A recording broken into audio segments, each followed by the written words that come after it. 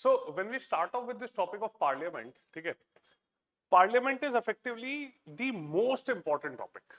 Okay, in the entire polity, whichever question is being asked in your NDA examination is by and large around this topic.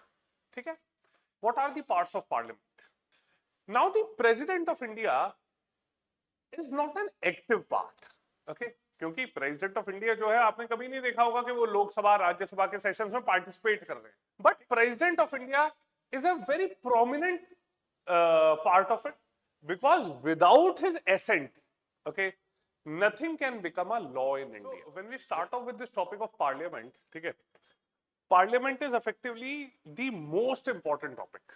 Okay, in the entire polity, whichever question is being asked in your NDA examination is by and large around this topic. ठीक है? Now basically what all are the parts of parliament? What are the parts of parliament?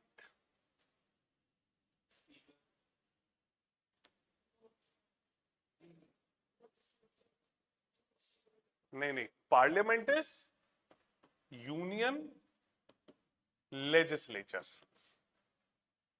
ठीक है? Parliament is union legislature. What is the meaning of legislature?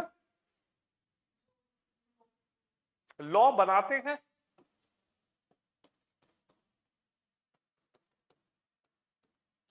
ठीक है? And in this parliament there are three constituents of this. Okay, first being the office of President of India. Okay, now the President of India is not an active part. Okay, क्योंकि president of India जो है आपने कभी नहीं देखा होगा कि वो लोकसभा राज्यसभा के सेशंस में पार्टिसिपेट कर रहे हैं. ठीक है, but president of India is a very prominent part of it because without his assent, okay, nothing can become a law in India. जब तक राष्ट्रपति पास नहीं करेंगे तब तक कुछ भी भारत में कानून नहीं बन पाएगा. ठीक. So previously we had seen how president is elected, okay, and president gets removed. Okay, now we will emphasize upon the powers of the president. ठीक है, president of India की powers क्या हैं उन्हें डिटेल में समझेंगे. क्लियर? चलिए. So now when we start off with the powers of the president of India, okay, according to you what is the most important power of the president? President of India की सबसे जरूरी एक power क्या है? बताइए. What is the most important power of the president of India? बताइए. According to you what is the most important power?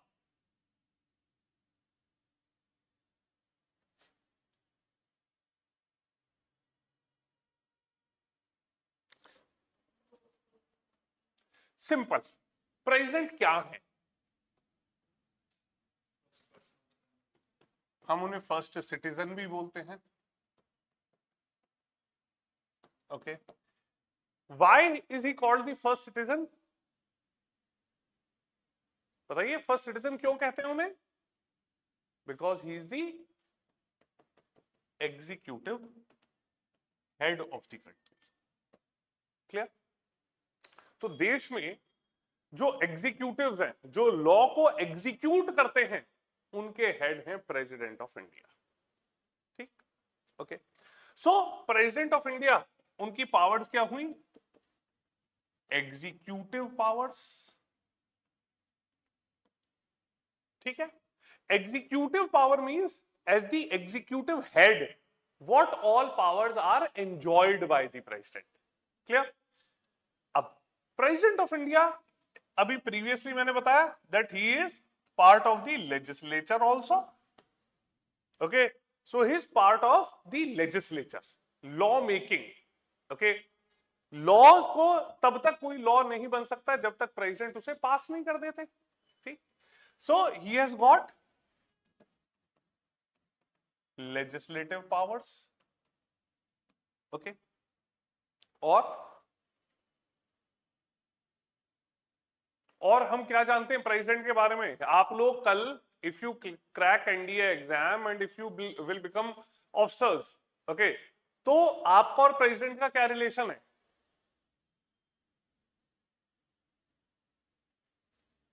President is the supreme commander of armed forces. President of India को कहते हैं ना supreme commander of armed forces, ठीक? तो president of India जो है उनकी कुछ मिलिट्री पावर्स भी हैं, ठीक? अब हमारे देश में एग्जीक्यूटिव्स हैं, लेजिस्लेचर है, and the third pillar is judiciary, okay? President का एग्जीक्यूटिव से कुछ रिलेशन है, लेजिस्लेशन से कुछ रिलेशन है, कोई रिलेशन उनका जुडिशरी से भी होगा, ओके? तो उनकी कुछ पावर्स आती हैं जिन्हें जुडिशियल पावर्स भी कहा जाता है, ओके, ठीक? जुडिशियल पावर्स के साथ साथ आप देखते हैं president of India, if somebody comes from abroad, कोई विदेश से भारत आता है मिलने, किसी देश का राष्ट्रपति आ रहा है मिलने, प्रधानमंत्री आ रहा है, वो राष्ट्रपति से जरूर मिलने जाते हैं, ठीक है? तो क्यों जाना जरूरी है? Because president of India being a head of the country, okay, so president of India also does something for the diplomacy,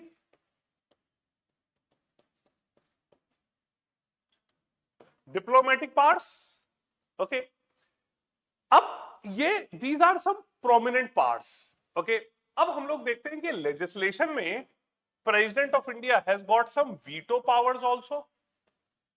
veto powers का मतलब है when a bill is sent to him, okay, Lok Sabha Rajya Sabha से जब एक bill pass कर दिया और उन्हें भेजा गया, तो प्रेसिडेंट ऑफ इंडिया क्या करेंगे उस बिल के ऊपर, okay? That is whatever decisions he will take, उन्हें वीटो कहते हैं।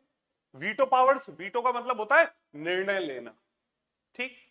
इसके साथ साथ हम लोग देखते हैं कि प्रेसिडेंट ऑफ इंडिया जो है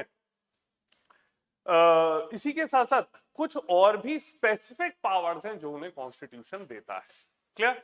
so president of India is effectively a very prominent role, okay? But president of India जो है उन्हें हम लोग बोलते हैं nominal head of the country, ठीक है? क्यों? क्योंकि प्रेसिडेंट ऑफ इंडिया को काम क्या करना है? क्या काम है मेन प्रेसिडेंट ऑफ इंडिया को करने के लिए? Now constitution says that president of India shall act upon the aid and advice of the PM and his council of ministers, okay? तो जो भी काम प्राइम मिनिस्टर और उनका काउंसिल ऑफ मिनिस्टर्स रिकमेंड करता है वो काम प्रेसिडेंट करते हैं, ठीक है? और प्रधानमंत्री का सुझाव मानना राष्ट्रपति के लिए कंपलसरी है, ठीक है? इसीलिए जहां एक तरफ प्रेसिडेंट ऑफ इंडिया को नॉमिनल हेड बोला जाता है, रियल हेड बोलते हैं पीएम और काउंसिल ऑफ मिनिस्टर्स को, ठीक? क्लियर? तो इन्हें अभी पावर्स को डिटेल में देखते हैं, ओके?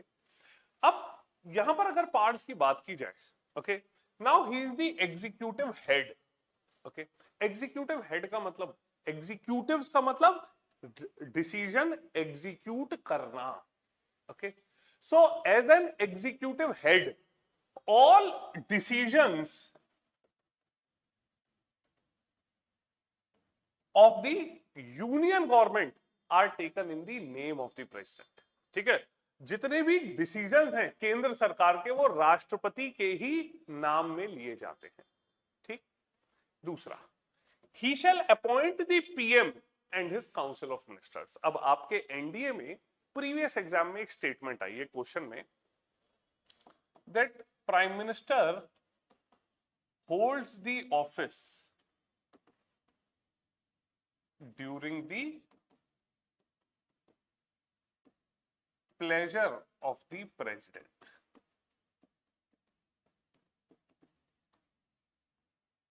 अब ये स्टेटमेंट आप बताओ ठीक है या गलत है? क्यों? Pleasure of the president, pleasure of the president का मतलब अगर क्या राष्ट्रपति जब चाहे प्रधानमंत्री को हटा सकता है? प्लेजर प्रिंसिपल क्या है? अच्छा, tell me, who becomes the prime minister? कहां पे, कौन से इलेक्शंस में?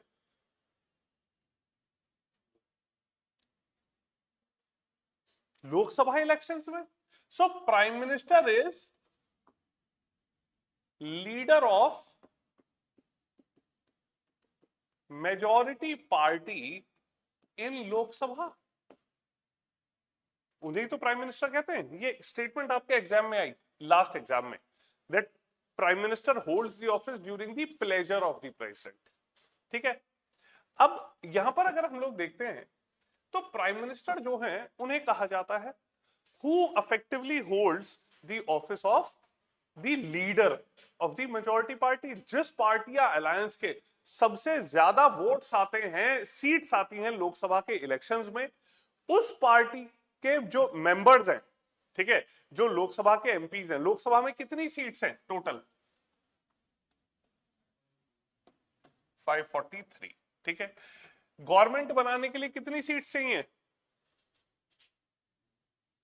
गवर्नमेंट बनाने के लिए कितनी सीट्स चाहिए भैया? 543 में से 700 थोड़ी चाहिए।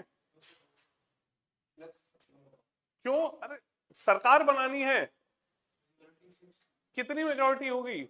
बस निकाल दो यार, 50% तो निकाल सकते हो इसका।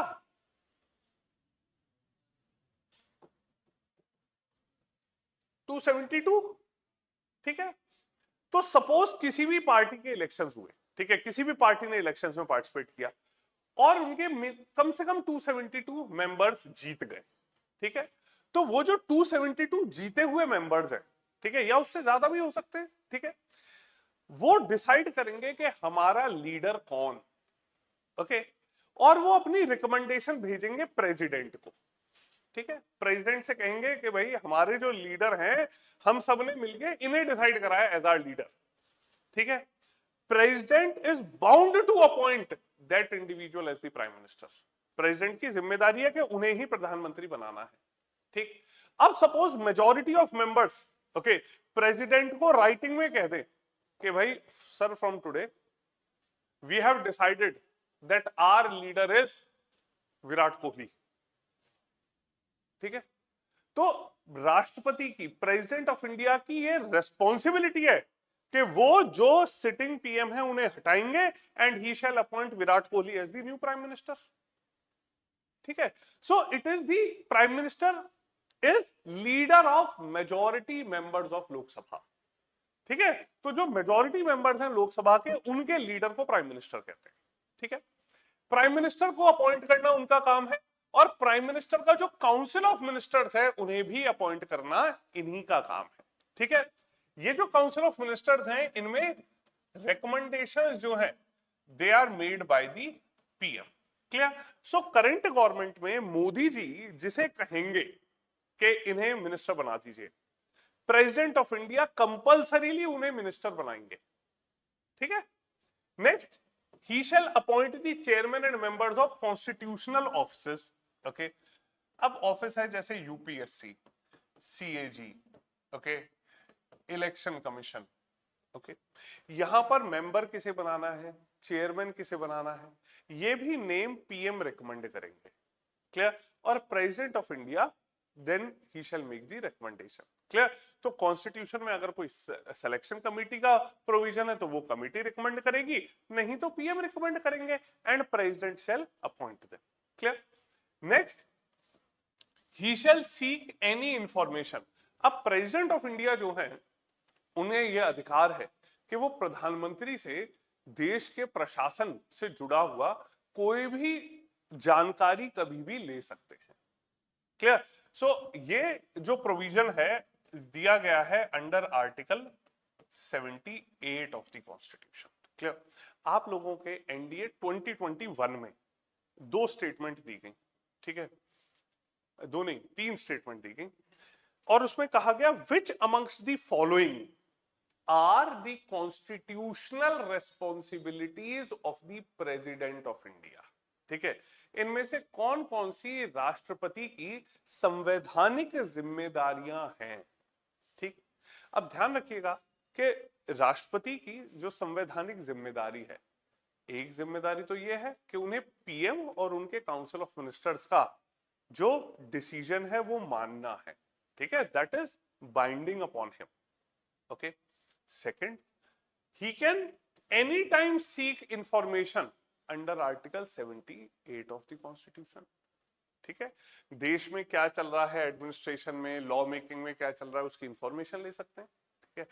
Third, he shall appoint only those individuals in the council of ministers whose names have been recommended by the PM। Clear? तो वो 3 स्टेटमेंट दी गई थी। तो आप ये देखिए कि क्या क्या जिम्मेदारी है, उनमें से आपको चूज करना है कि कौन सी स्टेटमेंट वहां पर क्लियरली दी गई है, ठीक है।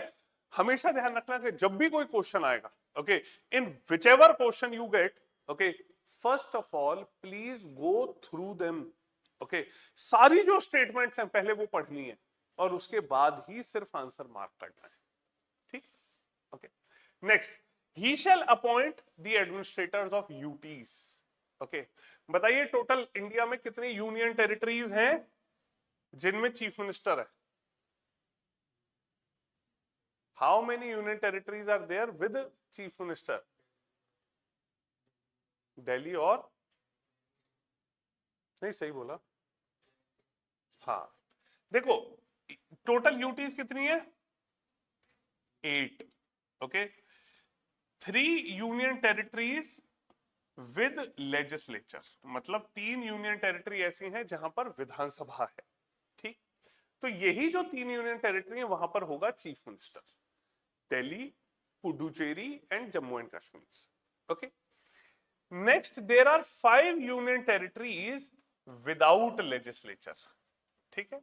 तो ये जो यूनियन टेरिटरीज हैं यहां पर अपॉइंट किए जाते हैं एडमिनिस्ट्रेटर्स, ठीक है, and these administrators are appointed by the President of India, ठीक। Next, he shall declare any area as scheduled area, okay। scheduled area से जुड़े हुए provisions कॉन्स्टिट्यूशन में कहां पर दिए गए हैं? scheduled areas सुनिए, that are special provisions to states, schedule 5 and schedule 6 constitution की, ठीक।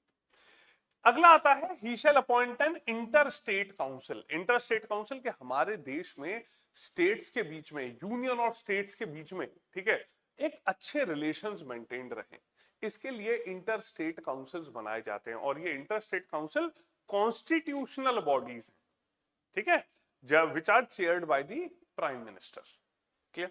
ओके, तो ये एग्जीक्यूटिव पावर्स हैं that as the executive head of the country what all responsibilities are enjoyed by the president, ठीक। अगली आती है, सर पिछली वाली स्लाइड में आपने लिखा कि prime minister holds the office at the pleasure of the president, sir इसमें प्लेजर का तो कुछ है ही नहीं, क्यों? ये उसका उसके बाद फिर एक एग्जांपल, उसके बाद एक एग्जांपल भी तो दिया, प्रधानमंत्री हैं सपोज मोदी जी, ठीक है, और बीजेपी हैज गॉट टोटल जो है 240 के अराउंड उनके एमपीज हैं लोकसभा में, ठीक है, रेस्ट नॉन डेमोक्रेटिक अलायंस जो है एनडीए जो बनाया गया, national democratic alliance, okay sorry, तो एनडीए जो अलायंस बनाया गया, ठीक है, उस एनडीए अलायंस के टोटल अराउंड 330 के अराउंड एमपीज हैं टोटल, ओके, जिन सबने मिलके ये कहा कि हमारे नेता मोदी जी हैं, ठीक है, इसलिए मोदी जी को प्रधानमंत्री बना दिया गया, ठीक है। कल वही एमपीज मेजॉरिटी के अगर ये इन राइटिंग प्रेसिडेंट को दें कि नहीं हमारे नेता विराट कोहली हैं, तो विराट कोहली को बनाया जाएगा। हाँ, अब देखो प्लेजर प्रिंसिपल क्यों कहते हैं इसे, कॉन्स्टिट्यूशन में प्रधानमंत्री को हटाने का तो और कोई तरीका ही नहीं है। प्रधानमंत्री कब हटते हैं? हटना सिर्फ तब तक है, रहना या हटना जब तक वो मेजॉरिटी सपोर्ट एंजॉय कर रहे हैं, ठीक है। अगर अब एक और एग्जांपल, अगर लोकसभा में उनका बहुमत कम हो गया, ठीक है, तब उन्हें किसी से एडवाइस भी लेने की जरूरत नहीं है प्रेसिडेंट को, ठीक है। उस कंडीशन में वो बिना जो काउंसिल ऑफ मिनिस्टर्स हैं उनके एडवाइस के भी सस्पेंड कर सकते हैं प्राइम मिनिस्टर को। मल्टीपल नहीं जरूरी नहीं है, वो उनका डिस्क्रिशन है, ठीक है, वो उनका डिस्क्रिशन है कि वो किसे कहेंगे कि आइए आप अपना सरकार बनाइए, ठीक है, और कोई नहीं आता अगर, then he can also recommend the dissolution for fresh election, देश में पुनः इलेक्शन भी कराए जा सकते हैं, चुनाव, ठीक है। तो इसलिए ये मल्टीपल कंडीशंस जो हैं वो प्लेजर प्रिंसिपल है। अब एग्जाम में अगर हमारे सामने क्वेश्चन आ जाए कि विच amongst the following holds the office during the pleasure of the president, ठीक है, अब ऐसा अगर सवाल आ जाए तो हमें एक छोटा सा तरीका ध्यान रखना है। प्लेजर वर्ड वहां पर इस्तेमाल किया जाता है जहां पर कॉन्स्टिट्यूशनली रिमूवल का कोई प्रोसेस ना हो, ठीक है, प्राइम मिनिस्टर का कोई रिमूवल का प्रोसेस नहीं है, ठीक है, मिनिस्टर्स जो हैं प्राइम मिनिस्टर के उनके रिमूवल का कोई प्रोसेस नहीं है, ठीक है, जैसे प्रेसिडेंट का इंपीचमेंट का प्रोसेस होता है वैसा नहीं है, गवर्नर ऑफ स्टेट जो हैं उनके लिए कोई ऐसा सच प्रोसेस नहीं है। तो इसीलिए हम ऐसे कंडीशंस में प्लेजर प्रिंसिपल जो है उसे इन्वोक करते हैं। क्लियर, समझ आया सबको? नेक्स्ट आता है लेजिस्लेटिव पावर्स। लेजिस्लेटिव का मतलब है as law making, okay, now he is the legislative head of the country, okay, legislative head का मतलब है कि लॉ मेकिंग जो प्रोसीजर्स हैं उनके हेड हैं, ठीक, एक्टिवली तो पार्टिसिपेट करते नहीं है, तो हमारा लॉ मेकिंग होती कहां है? पार्लियामेंट में। पार्लियामेंट का हिस्सा कौन है? प्रेसिडेंट, राज्यसभा और लोकसभा, ठीक है, president, Rajya Sabha, Lok Sabha are 3 components of the parliament, okay. Now president of India will not participate in the discussion, okay, but he is the final authority to give assent, ठीक है, वो फाइनल अथॉरिटी है। जब तक प्रेसिडेंट ऑफ इंडिया किसी bill के ऊपर sign नहीं करेंगे तब तक वो देश में कानून नहीं बन सकता। क्लियर? अगला आता है he shall summon, prorogue, okay, dissolve the sessions of the house, okay. Summon का मतलब होता है टू कॉल, ठीक। अब यहां पर पार्लियामेंट के सेशंस कब शुरू होंगे, ओके, इसकी official notification president of India issue करेंगे। Clear? So to call the session is summoning, okay, prorogue is end of the session, ठीक है, dissolution is only in the case of Lok Sabha. Clear? Dissolve सिर्फ लोकसभा की जाती है, कब की जाती है?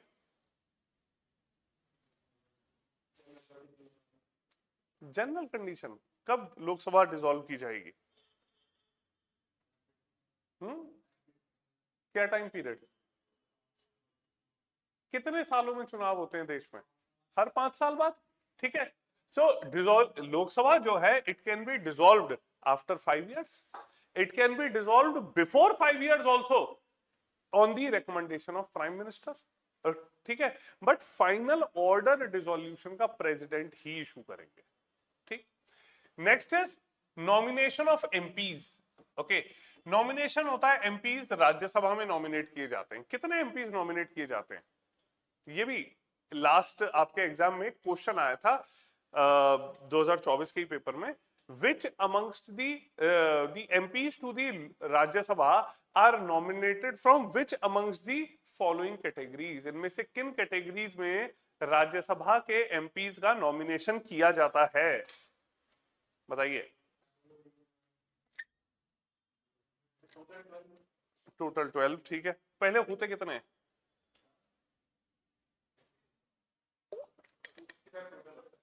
टोटल एमपीज कितने होते हैं राज्यसभा में? राज्यसभा की टोटल स्ट्रेंथ होती है 250, 238 प्लस 12। प्रेजेंट जो स्ट्रेंथ है दैट इज 245, 233 प्लस 12, ठीक है। अब ये जो 12 हैं ये कौन सी कैटेगरी से आते हैं? ये सारे वो क्वेश्चंस हैं जो आपके एग्जाम में डायरेक्ट आ रहे हैं। 12 कौन सी कैटेगरीज हैं? These are categories from art, literature, science और सोशल सर्विस। स्पोर्ट्स कैटेगरी नहीं है, ठीक है। So whether Sachin Tendulkar, Mary Kom, all have been nominated in social service, ठीक है। तो ये भी जो रिकमेंडेशन किए जाते हैं they are by the prime minister and nominations are done by the president of India, ठीक है। Next is he shall notify the joint sitting. Constitution का आर्टिकल 108 कहता है कि जॉइंट सिटिंग जो है पार्लियामेंट की, ओके, उसका नोटिफिकेशन प्रेसिडेंट ऑफ इंडिया जारी करेंगे in case when both the houses of parliament, okay, are not able to arrive upon a consensus over a bill, ठीक है। किसी टॉपिक के ऊपर डेडलॉक हो गया है, ठीक है, वो डिसाइड नहीं कर पा रहे हैं कि डिसीजन क्या है, वेदर एक हाउस ने पास कर दिया दूसरे ने रिजेक्ट, ओके, तो तब ज्वाइंट सिटिंग बुलाई जाएगी, ओके। आपके एग्जाम में ये आर्टिकल भी पूछा गया है कि joint sitting of the constitution is convened under which article of the constitution, ठीक है। Next is he shall address the parliament. अब पार्लियामेंट के जब फ्रेश इलेक्शंस हो जाते हैं तो every first sitting is addressed by the president of India, ठीक है। Every year the first sitting is addressed by the president, okay. कितने सेशंस होते हैं टोटल ईयर में? How many total sessions? Constitution में कितने सेशंस लिखे हैं करवाने?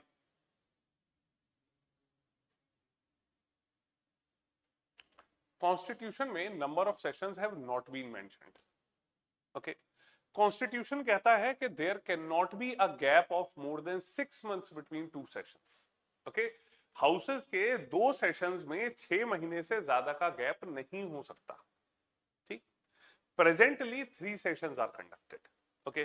फर्स्ट इज समर सेशन, जिसे बजट सेशन हम लोग कहते हैं, which starts from 1st of February, okay. Second session जो है that is monsoon session, okay, which usually starts in the month of June, July, okay. Third is the winter session which starts in November and or December, clear, okay. So उन्हें जो first sitting है every year and first sitting after reconstitution of Lok Sabha are addressed by the President of India, okay. Next he shall send messages to the houses, okay. तो parliament के houses में जो pending decisions हैं उनके around वो houses को convey करेंगे that what are your take, why are these processes taking too long, clear. Next he shall appoint the speaker pro tem, okay, temporary speaker, okay. Speaker pro tem is temporary speaker of Lok Sabha, clear.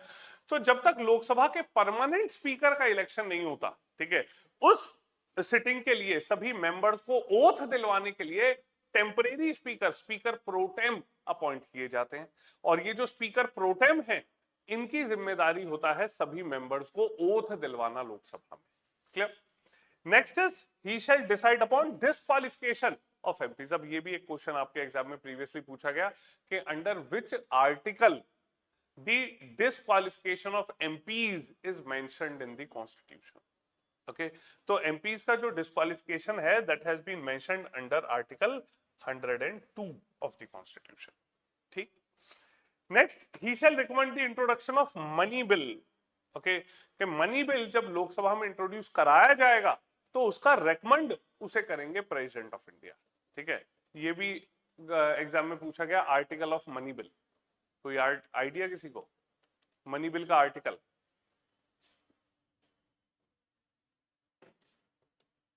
Article 110, ठीक है। हमेशा ध्यान रखना 108 joint sitting, 110 money bill, okay, and 112 is budget, annual financial statement, ठीक, okay. Third, अगली चीज देखते हैं फाइनेंशियल पार्ट्स। अब प्रेसिडेंट ऑफ इंडिया को कुछ फाइनेंशियल पार्ट्स भी दी गई है, clear. So he shall introduce money bill and finance bills and shall lay down the annual financial statement in the houses, okay, under article 112 of the constitution। जो annual financial statement है, budget जो है सरकार का, उसे recommend भी करेंगे दोनों हाउसेस में इंट्रोडक्शन के लिए प्रेसिडेंट ऑफ इंडिया, ठीक। shall grant any amount out of contingency fund of India। ठीक, अब हमारे कॉन्स्टिट्यूशन में 3 तरह के फंड्स दिए गए हैं। ठीक है, पहला है कंसोलिडेटेड फंड, ठीक है, दूसरा है पब्लिक अकाउंट्स, तीसरा है कंटिंजेंसी फंड। ठीक है, अब कंसोलिडेटेड फंड क्या है? Article 266 part 1, 266 part 2, 267। ठीक है, कंसोलिडेटेड फंड मींस सभी जो इनकम है गवर्नमेंट की वो इसमें आती है कंसोलिडेटेड फंड में। चाहे टैक्स सरकार लगाती है वो सारा पैसा कंसोलिडेटेड फंड में आता है। ठीक है, सरकार अगर किसी देश से लोन ले ले और किसी ऑर्गेनाइजेशन से लोन ले ले वो भी पैसा इसी में आएगा। क्लियर? इसके साथ साथ अगर कोई किसी ने इंटरनेशनल ऑर्गेनाइजेशन ने कोई ग्रांट दे दी सरकार को वो भी सारा पैसा आएगा। तो अल्टीमेट इनकम जो है वो कंसोलिडेटेड फंड में डाल दी जाती है। ठीक, कंसोलिडेटेड फंड से अगर पैसा निकालना है तो उसके लिए पार्लियामेंट्री अप्रूवल चाहिए।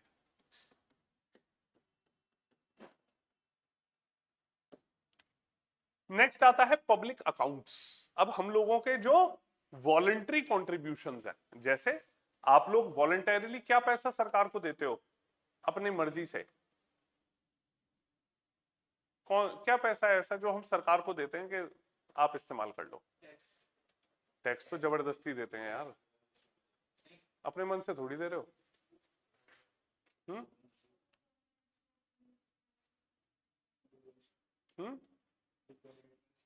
क्या डोनेट करा है सरकार को? तुम बताओ, कुछ किया हो?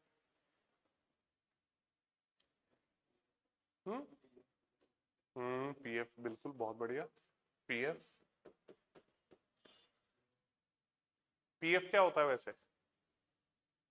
सैलरीज में घर में पेरेंट्स की सैलरी आती होगी तो वो कहते हैं यार, पिताजी बताते होंगे यार यार इतने पैसे तो मेरे पीएफ में कट रहे हैं। ठीक है, PF is provident fund. Okay, so that is a saving that you are doing. ठीक है, जितना वो पीएफ आप डालते हैं, कंट्रीब्यूट करते हैं, आपका जो एम्प्लॉयर है वो भी उतना ही एक फिक्स्ड अमाउंट कंट्रीब्यूट करता है इस प्रोविडेंट फंड में। Okay, and after at least 15 years, okay, that money can be partially taken out, उसे आप पार्शियली निकाल सकते हैं। ठीक है, इसके अलावा आप सबके बैंक अकाउंट होंगे, उसमें सेविंग्स बैंक में आप कुछ पैसा रखते हैं। ठीक है, आप एक एक दो दो साल वो पैसा पड़ा रहता है, जब जरूरत होती है आप निकाल लेते हो उसे। क्लियर? तो वो बिल्कुल एफडी, सेविंग्स बैंक, ये जो सारा पैसा है ये आपने सरकार को अपनी मर्जी से दिया है कि आप इस्तेमाल करते रहो, जब हमें जरूरत होगी तब हम यूज कर लेंगे। क्लियर? तो ये सारा पैसा पब्लिक अकाउंट में जाता है। ठीक, कंसोलिडेटेड फंड से तो देश भर में कोई भी स्कीम, प्रोजेक्ट, कुछ भी चल रहा है वो कंसोलिडेटेड फंड से वहां पैसा निकाला जाएगा।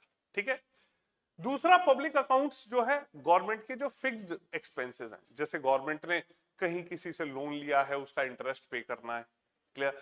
गवर्नमेंट ने किसी प्रकार से कोई लाइसेंस लिया है उसकी फीस देनी है। Clear? So these are all part of public accounts, यहां से खर्चा होता है। तीसरा आता है contingency fund of India. Okay, अब कंटिंजेंसी फंड ऑफ इंडिया जो है उसमें कंटिंजेंसी का मतलब emergency. Okay, that the government does not have time to withdraw money from the consolidated fund। सरकार के पास समय नहीं था कि कंसोलिडेटेड फंड से पैसा निकाला जा सके। ठीक है, तो उस समय पर जो गवर्नमेंट है वो इमीडिएटली जाती है प्रेसिडेंट के पास और उनसे रिक्वेस्ट करते हैं कि प्लीज आप हमें थोड़ा सा पैसा दे दीजिए। ठीक है, इस कंटिंजेंसी फंड में पैसा डाला जाता है कंसोलिडेटेड फंड से। ठीक है, पहले इस कंटिंजेंसी फंड में थे 500 करोड़ रुपए। Okay, in year 2021, okay, this number was raised to ₹30,000 crore, 30,000 crore हो गया था। क्लियर? ये जो पैसा है वो प्रेसिडेंट से निकलवा ले सकते हैं, इन्हें पार्लियामेंट से परमिशन लेने की जरूरत नहीं है।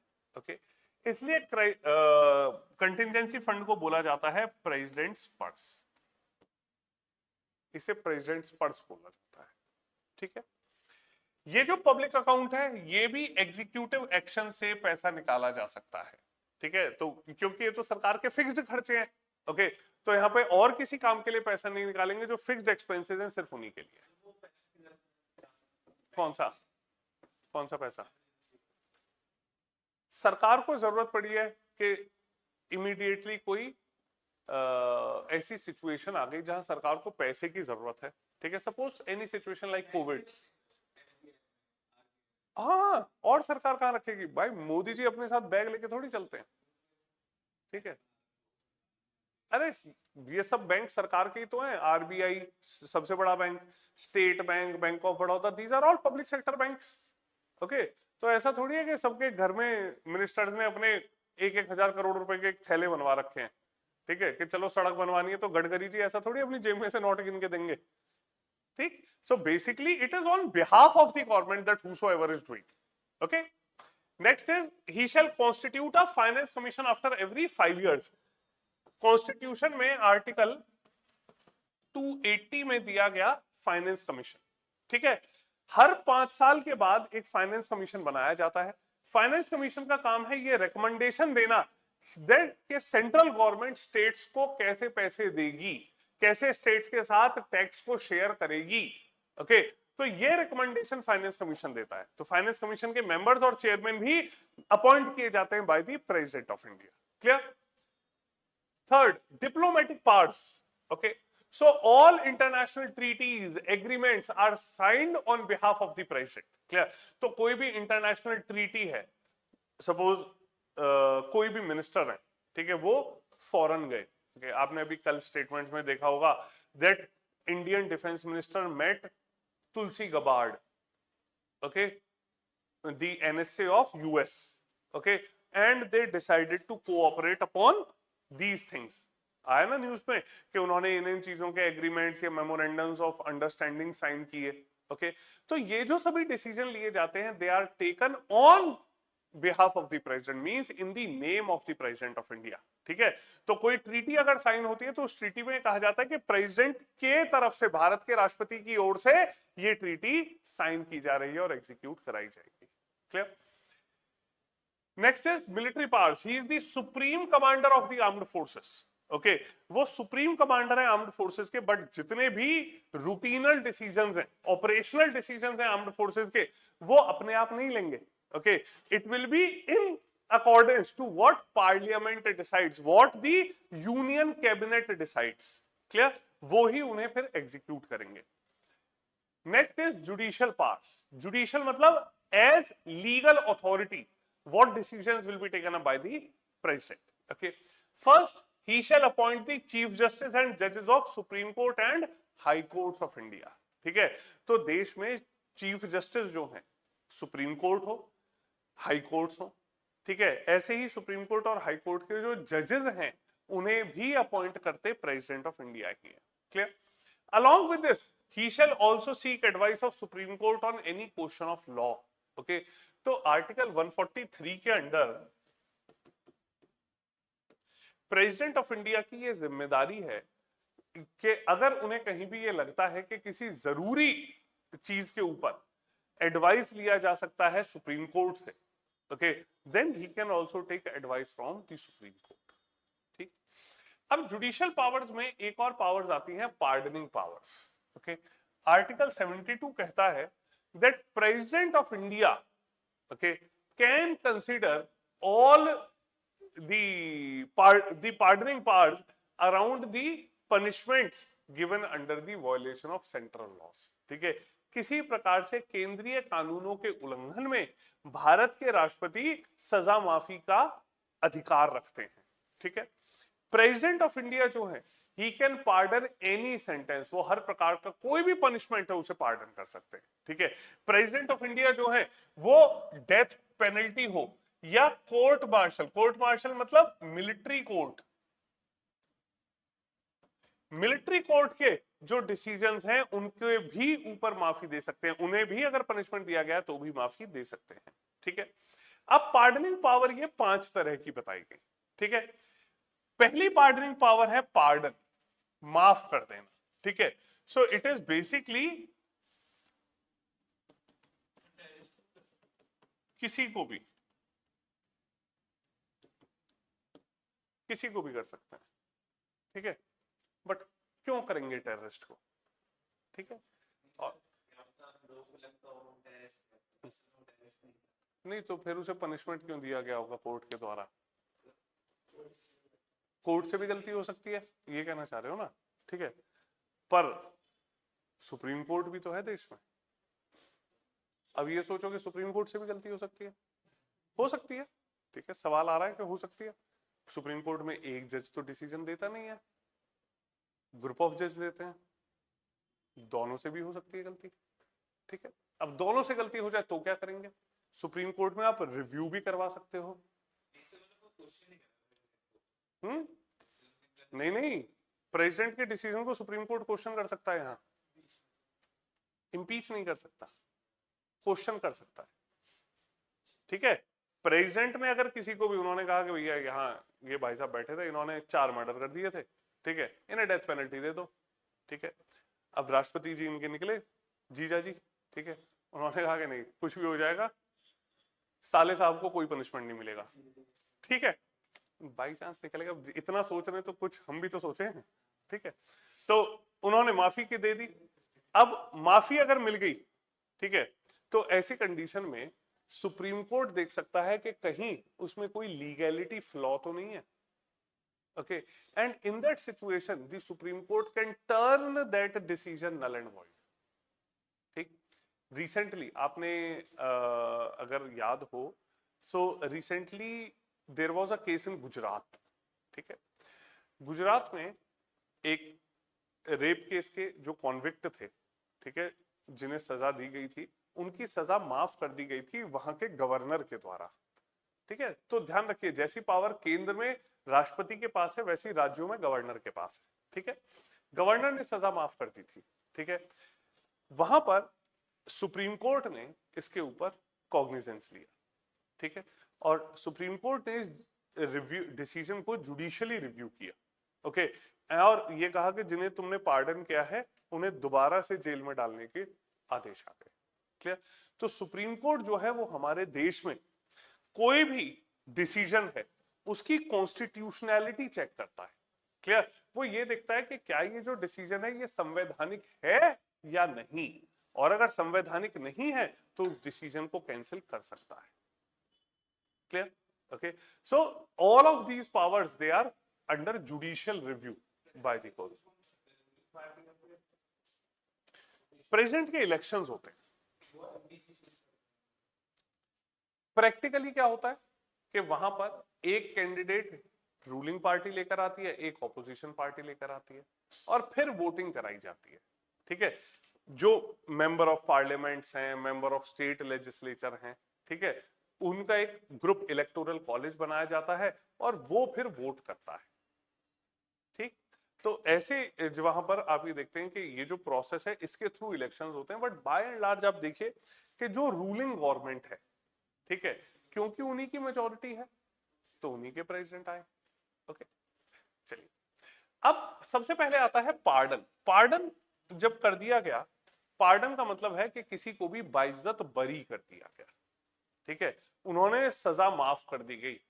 और पार्डन का मतलब है कि उस व्यक्ति को बिल्कुल क्लियर कर देते हैं सभी चार्जेस से, as if he had never committed a crime, ठीक है, जैसे इस व्यक्ति ने कभी कोई जुर्म किया ही नहीं था, ठीक। नेक्स्ट आता है कम्यूटेशन, ठीक है। अब कम्यूटेशन का मतलब होता है replacing the sentence, replacing the punishment with a lighter punishment, ठीक है। किसी को डेथ पेनल्टी दी गई थी, ठीक है, उसकी डेथ पेनल्टी को रिप्लेस कर दिया लाइफ इंप्रिजनमेंट से, ठीक है, कि उसे फांसी नहीं दी गई बट जेल में डालने का, लाइफ इंप्रिजनमेंट का ऑर्डर दे दिया गया, क्लियर। अगला आता है रेमिशन, ठीक है।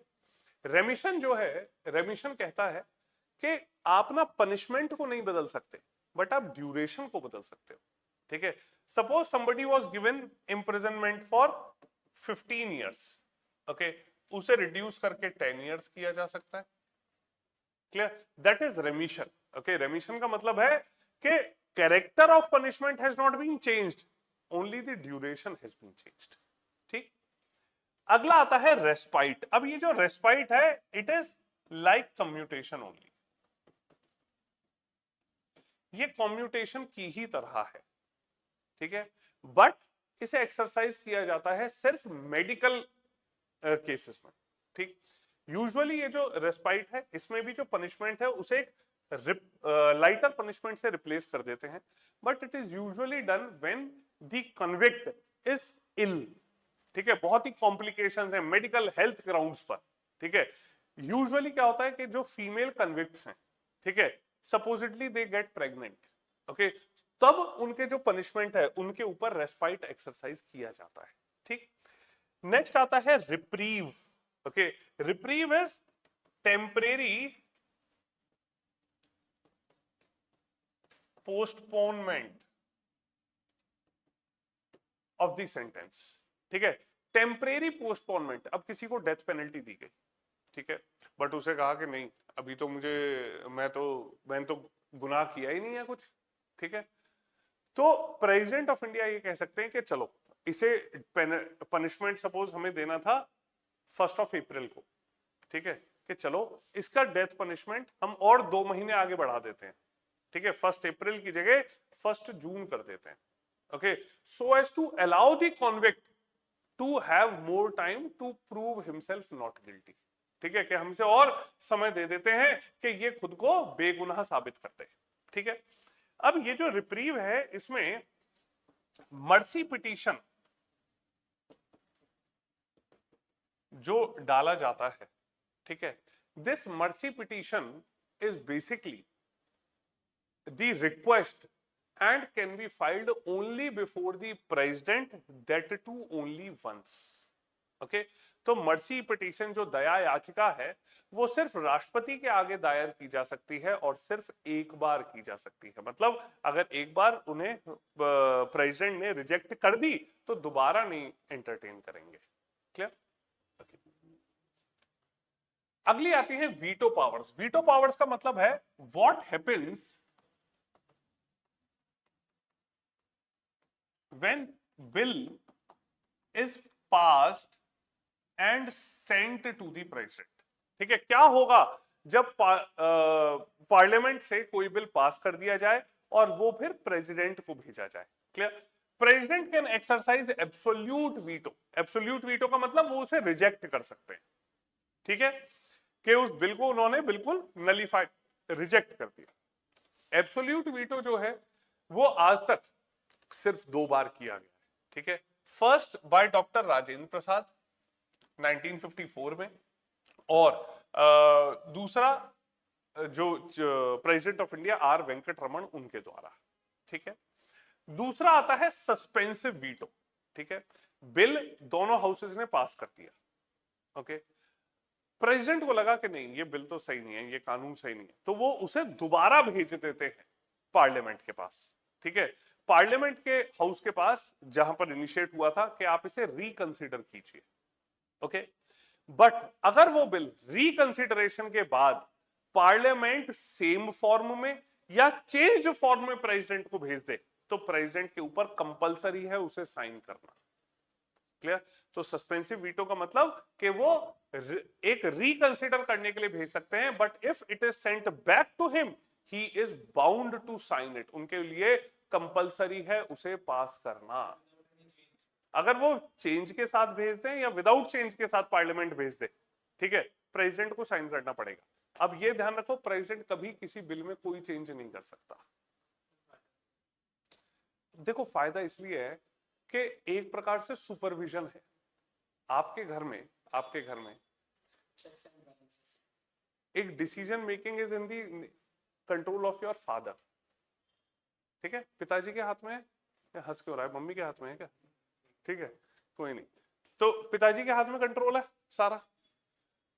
बट फिर भी कुछ भी हो जाए, अगर दादाजी एक बार कोई बात कह दें, या anyone who is elder to your father, ठीक है, चाहे फादर चाहे तो अपनी मनमर्जी कर सकते हैं, बट वो एक बार कंसीडर कर लेते हैं। ठीक है, so president basically acts as an elder of the house. ठीक है। नेक्स्ट आता है पॉकेट वीटो। पॉकेट वीटो का मतलब है कि प्रेसिडेंट ने ना तो इस बिल को रिजेक्ट किया ना ही एक्सेप्ट किया। क्लियर? तो जस्ट इसे पॉकेट में डाल के भूल गए। ओके, ना पास किया ना उसे रिजेक्ट किया। क्लियर? ये एक बार ज्ञानी जैल सिंह जो है उनके द्वारा किया गया 1986 में। इसके अलावा प्रेसिडेंट ऑफ इंडिया जो है वो ये सभी वीटो पावर स्टेट लेजिस्लेचर के बिल्स के ऊपर भी कर सकते हैं। मतलब अगर स्टेट के द्वारा कोई बिल पास किया गया, विधानसभा के द्वारा कोई किसी भी स्टेट की विधानसभा के द्वारा पास किया गया, तो वो उसके ऊपर भी वीटो पावर एक्सरसाइज कर सकते हैं once the bill is reserved by governor of the state. ठीक है, गवर्नर ने अगर उसे रिजर्व कर लिया for president's consideration, then the president can exercise these veto powers over these bills also. ठीक, ओके। अगला आता है ऑर्डिनेंस मेकिंग पावर। ओके, अब आर्टिकल 123 अब हमेशा ध्यान रखना, प्रेसिडेंट की ordinance making power article 123, okay, governor की ऑर्डिनेंस मेकिंग पावर आर्टिकल 213।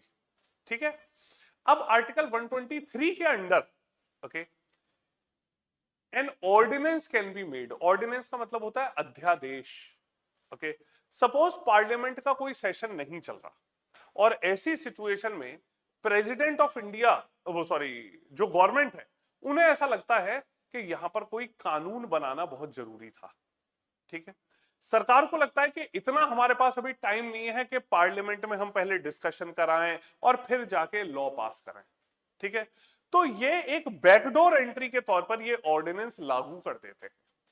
ठीक है, ऑर्डिनेंस जो है ये इन राइटिंग, जो प्राइम मिनिस्टर का कैबिनेट है वो लिखित में भेजता है राष्ट्रपति को, और राष्ट्रपति फिर उसे एक्सरसाइज करते हैं, उसे पास करते हैं। ठीक, now this ordinance has same force as that of an act of parliament. Clear? तो ऑर्डिनेंस के पास भी उतनी ही पावर शक्ति है जितनी पार्लियामेंट के द्वारा बनाए गए किसी कानून के द्वारा होती है।